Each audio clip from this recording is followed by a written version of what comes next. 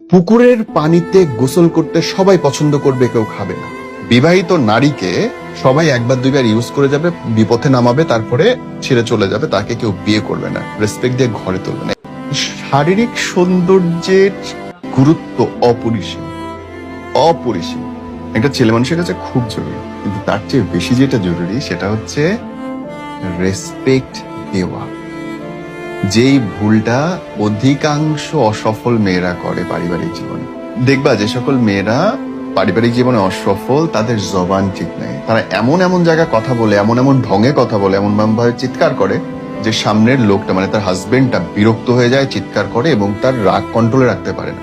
ভাই সারাদিন পরিশ্রম করে এসে ঘরের মধ্যে মানুষ শান্তি খুঁজে, ঘরের মধ্যে তো ক্যাঁচর ক্যাঁচর শুনতে কেউ আসে না। সো তুমি যত সুন্দরী হও, সাথে যদি তোমার জবান ঠিক না থাকে, তুমি যদি সুন্দর করে রেসপেক্ট করতে না পারো তোমার হাজবেন্ডকে, ভাই তুমি ঐশ্বর্য রায় হলেও তোমার সংসার টিকবে না। সংসার টিকাইতে হলে একজন আরেকজনকে সম্মান করতে হবে, সে ছেলে হোক মেয়ে। ছোট্ট একটা পারসেপশন আছে, আপনার কথা আমি মানলাম।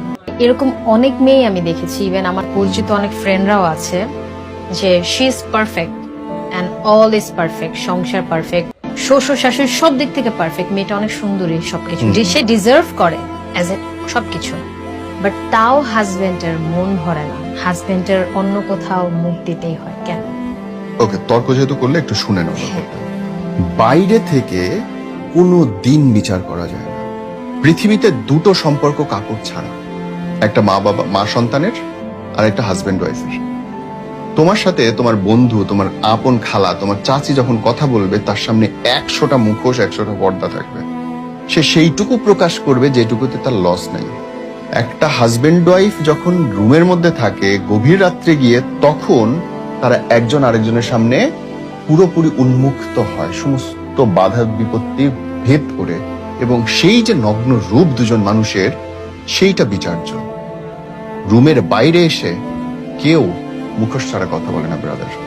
তুমি বিশ্বাস করো, এই বর্তমান সময়ে 99.99% ডিভোর্সের মূল কারণ হচ্ছে ইগো, আর কিচ্ছু না। একটা মেয়ে ডিভোর্স দিয়ে আরেকটা জায়গায় গিয়ে ঠিকই সংসার করবে, তার স্বামী কোন একটা মেয়ের সঙ্গে হয়তো কথা বলছে বা ডেট করছে বলে ছেড়ে দেবে, যার সাথে বিয়ে করবে গিয়ে সে অলরেডি 2বার বিবাহিত। এবং তুমি নিশ্চিত থাকো, থার্ড ম্যারেজ, সেকেন্ড ম্যারেজ, সব সময় প্রত্যেকটা নারী ভোগে, কারণ সে আর যাওয়ার জায়গা পায় না। বাই করে ফেলাইছি তো, একবার ছাড়াছাড়ি হয়ে গেছে, একটা বাচ্চা আছে, 2টা বাচ্চা আছে, আমি কই যাব? সো থার্ড হাজবেন্ড বা সেকেন্ড হাজবেন্ড যাই করুক নাই করুক, মুখ বুঝে সহ্য করবে। এই সহ্যটা যদি প্রথম হাজবেন্ডের বেলায় করে, এই প্রথম হাজবেন্ডকে যদি মানায় বুঝায় ঠিক করার চেষ্টা করে, কোনোদিন ডিভোর্স হইতো না। কিন্তু ডিভোর্স দিবে কেন? সে রঙিন স্বপ্নে বিভোর, তার ইনবক্সে সারাদিন আসতে থাকে, তোমার মতো মেয়ের সাথে এরকম করলো, তুমি তো শারীরিক মানসিক কি যোগ্য, কি অস্বাভাবিক সুন্দর, তোমার সাথে কেমনে করলো? এই শুনে শুনে মেয়েদের মস্তিষ্ক বিকৃতি ঘটতেছে। এবং আজকে যে 100% ডিভোর্স মেয়েরা দেয়, ছেলেরা এখন আর ডিভোর্স দেয় না। কেন দেয়? বিপদে পড়ে। ভাই মনে রাখবা,